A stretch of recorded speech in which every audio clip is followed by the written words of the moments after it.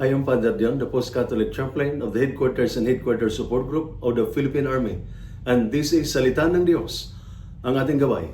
Today is Thursday, July 17, 2025, of the 15th week in Ordinary Time. Life can feel heavy.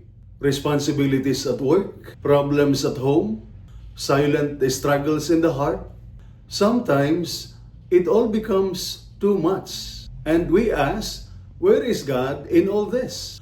Today's scriptural readings give us a clear response. In today's first reading, taken from the book of Exodus, God tells Moses, I have seen the misery of my people.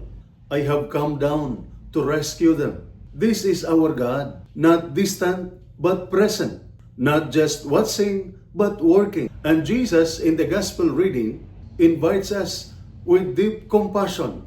Come to me, all you who are burdened, and I will give you rest. Not just physical rest, but rest of the soul.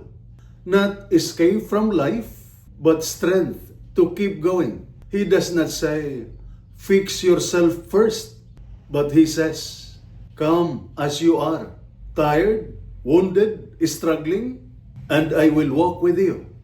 His yoke is light, not because life is easy, but because He carries it with us. Thus, to every soldier under pressure, to every parent, spouse, or young man and woman carrying silent burdens, Jesus walks with you. God is with you in the burden and the battle. Let go of the pride that says, I can do this alone, and hold on to the hope that says, come to me. And this is Salita ng Diyos, ang ating gabay. Let us pray. Lord, when we are tired, give us rest. When we feel weak, be our strength. Help us trust you in the silence and lean on you in the struggle. Walk with us always, especially when we feel like giving up. Amen. And may the Almighty God bless you and your family, the Father, the Son, and the Holy Spirit. Amen.